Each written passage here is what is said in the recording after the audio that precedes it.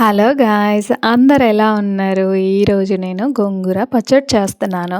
అది ఎలా అంటే ఫస్ట్ గ్యాస్ వెలిగించి ఒక కడాయి పెట్టుకొని దాంట్లో నువ్వులు అనేది వేసుకోవాలి. నువ్వులు వేసుకొని నువ్వుల్ని దోరగా వేయించి పక్కన పెట్టేసేయాలి. అదే కడాయిలో 5, 6 ఎండుమిరపకాయలు వేయాలి. ఎండుమిరపకాయలు వేసిన తర్వాత వాటిని కూడా దోరగా వేయించి పక్కన పెట్టేసేయాలి.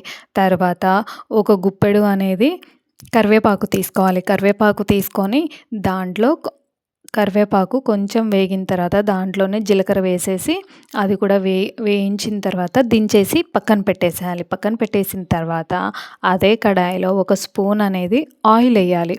ఆయిల్ వేసిన తర్వాత ఒక మీడియం సైజు టమాటా తీసుకొని దాన్ని సన్నగా కట్ చేసి ఆయిల్లో వేసి కొంచెం మగ్గిన తర్వాత ముందుగా కడిగి పెట్టుకున్న గోంగూర ఆకులు ఉంటాయి కదా, గోంగూర ఆకులను అనేది ఈ టమాటాలో వేసి బాగా కలుపుతూ మగ్గనివ్వాలి.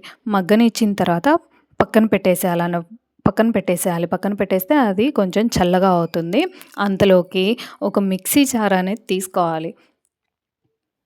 ఒక మిక్సీ జార్ తీసుకొని దాంట్లో ముందుగా వేయించి పెట్టుకున్న నువ్వులు, ఎండుమిరపకాయలు, అలాగే కరివేపాకు, జీలకర్ర ఇవన్నీ వేసేసి తగినంత ఉప్పు కూడా వేసి ఒకసారి మిక్సీ పట్టుకోవాలి. మిక్సీ పట్టుకున్న తర్వాత దాంట్లోనే 7, 8 ఎల్లిపాయలు ఉంటాయి కదా, వెల్లుల్లిపాయలు కూడా వేసి అది కూడా ఒకసారి మిక్సీ పట్టుకోవాలి.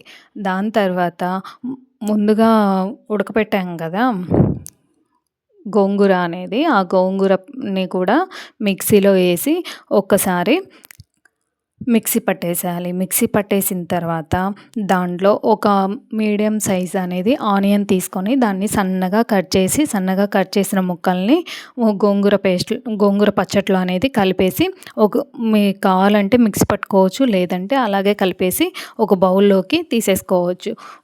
అలాగే నేనైతే గోంగూర పచ్చడి అయితే చాలా టేస్ట్గా రెడీ అయిపోయింది.